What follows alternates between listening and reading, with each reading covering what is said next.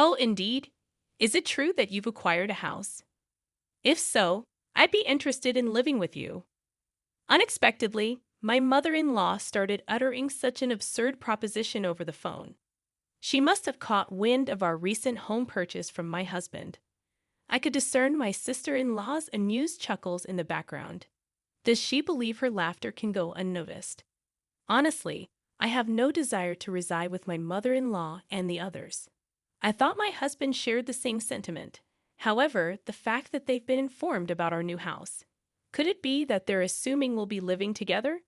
The idea that my beloved husband might be in cahoots with them fills me with a bit of apprehension.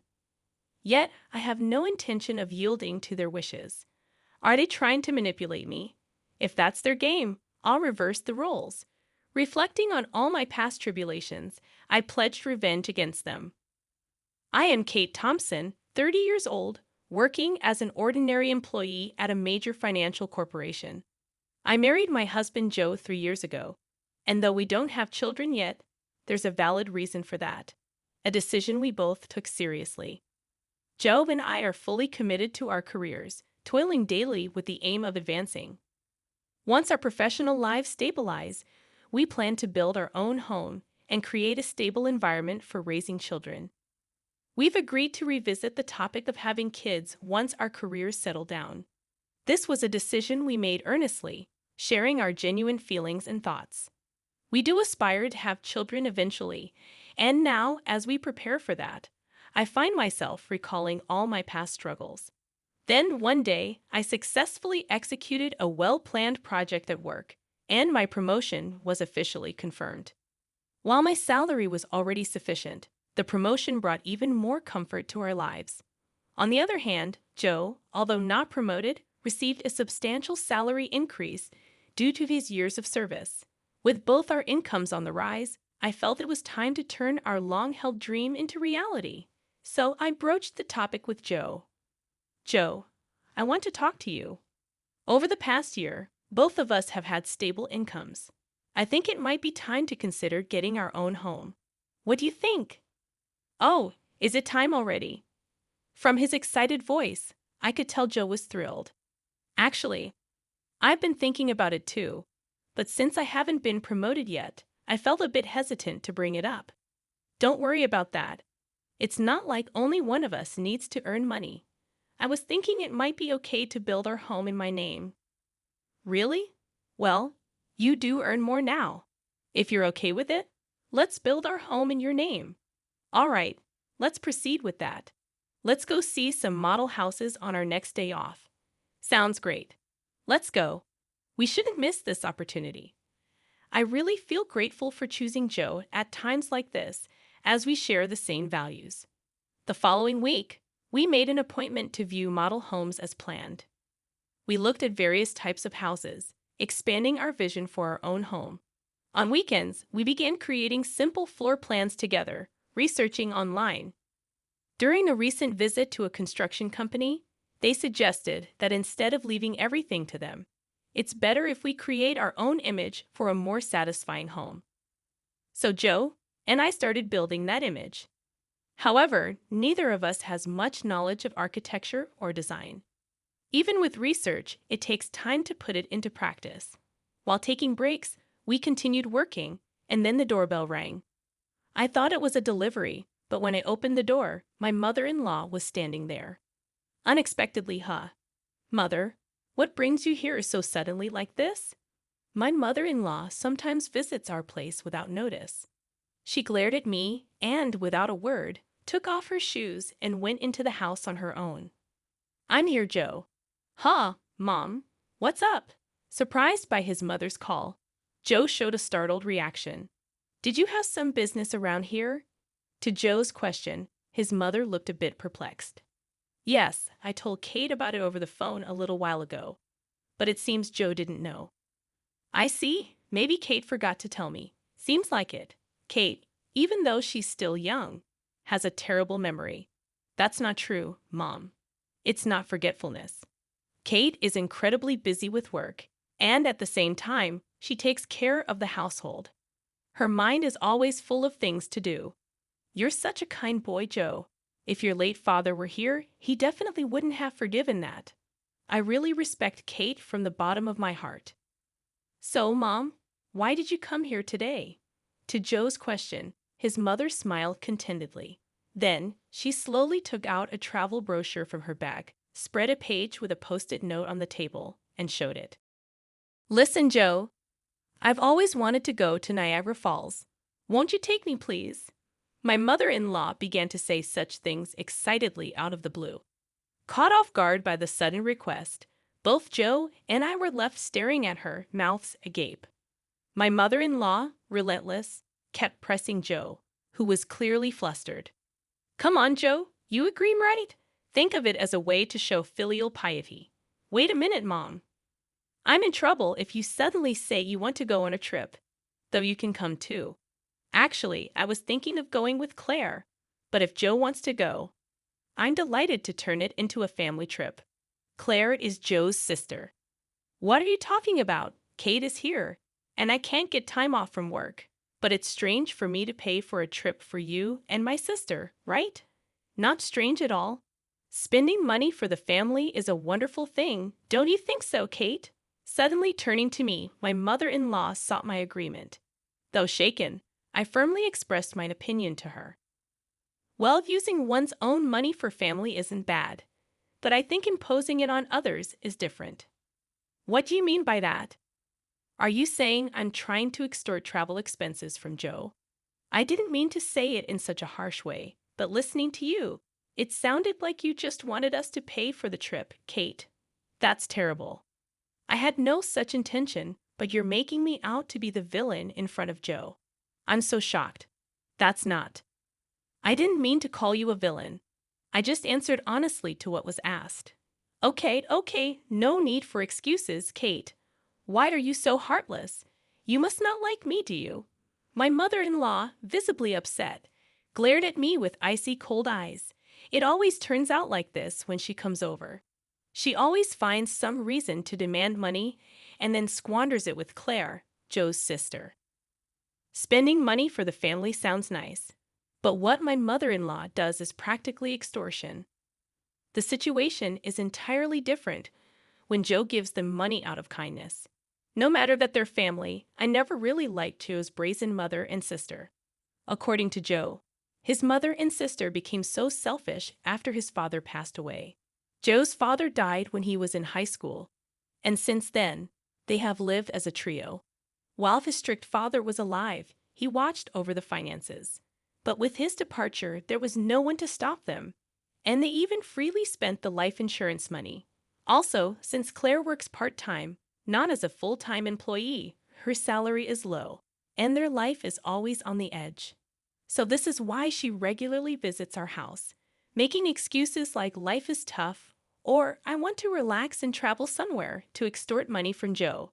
Before marrying Joe, it seemed he was at the mercy of his mother and her demands after his father's death. A sense of dependence for being cared for by his mother had bound Joe. However, since marrying me, Joe seems to be gradually realizing their true nature. Even when repeatedly asked for money, recently he's been trying hard to refuse. For Joe, that's quite a growth. Moreover, he has recently become able to speak back firmly to his mother.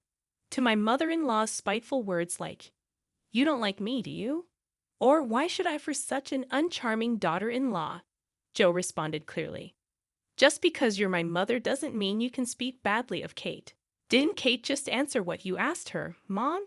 You're taking Kate's side. What are you talking about?" "I think you're in the wrong here, Mom. That's so unfair. Surely Kate must have poisoned your mind against me. Poor thing, you were such a kind child before we got married." "I'm telling you that's not it. I'm saying this because I think so."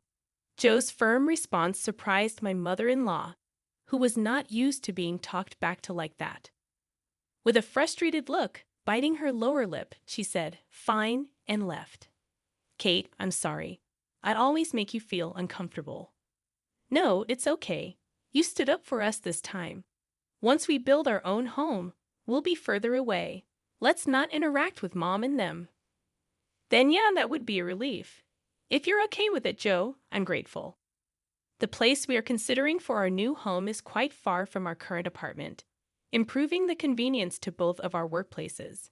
Our current apartment is about 5 train stations away from Joe's parental home, but the new house will be 3 times farther and require transfers. The route from the station is also complex, so if we don't give them the address, they won't be able to find our new home. It's a good chance to cleanly break off our relationship with my mother-in-law. Later, we submitted our imagined floor plan to the construction company, and the construction started 2 months later. After about half a year, our $500,000 dream home was completed. We managed to squeeze some time from our busy work schedules to pack a few days before the move. I received a call from my mother-in-law on my smartphone. Busy packing. I turned on the speaker and answered the phone. "Hello," I said, and my mother-in-law started speaking in an unusually high-pitched voice. "Kate, when are you moving? You bought a house, right? I want to live with you." Suddenly, on the phone, my mother-in-law began to say such an outrageous thing. She must have heard about our new home purchase from Joe.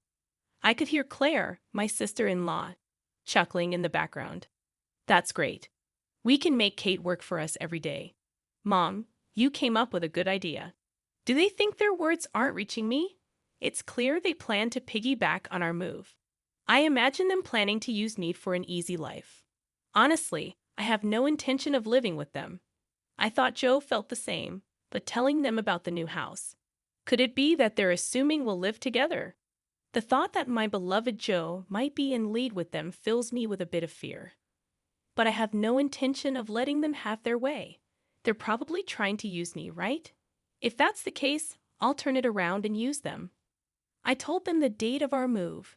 Then my mother-in-law and Claire said, "We'll come to the apartment in the afternoon on that day. Take us with you in the car, and arrange the movers for us too."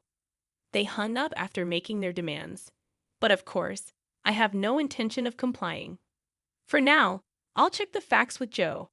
As I was about to go and tell Joe this, he was already standing behind me. "Joe, you were there. I came to say we should take a break, but was that Mom on the phone just now?" "Ah, yes. I was going to talk to you about it too." "Why did you tell your mother about our new home?" "It's not like that. Actually, when Mom came over last time, she seems to have seen the floor plan of our new house. She kept pestering me about it every day. So, Kate, I'm really sorry." "I see. So you don't intend to live with your mother, right?" "Of course not. After hearing that phone call, I'm even thinking it's better to cut ties with her." Joe's expression was filled with more anger than ever. It was the first time I had seen him this angry. From what Joe told me, my mother-in-law had seen the layout of our new home and was convinced it was a spacious house. She had pretended to be interested and called Joe repeatedly, asking him about the number of rooms and details of the facilities. But it seems that Joe is on my side, which relieved me. Then there's no problem at all. This made me determined to get my revenge on my mother-in-law. I've had enough of her saying whatever she wants, but it's goodbye to that now. I'll make sure to settle this properly. And so the day of the move arrived. Joe and I had the movers transport our things in the morning and headed to our new home in our car. By the time we finished moving everything, it was already past 1:00 p.m., checking our phones while taking a break. We saw dozens of missed calls from my mother-in-law. "She called me too," Joe said, sounding weary. Then my mother-in-law called again. I answered the phone with the speaker still on. Hello, Kate. Where are you? I told you I'd be at the apartment in the afternoon, didn't I?" Yes, you did say that. So what can I do for you?" "What do you mean? You didn't arrange for the movers. I've been waiting at home, and not a single truck has shown up. So I had to go to your apartment myself." "Is that so? Well, that's too bad. You know I didn't arrange for any movers." "What? That's not the agreement. Where is your new house?" "Huh, you really think I'd tell you?"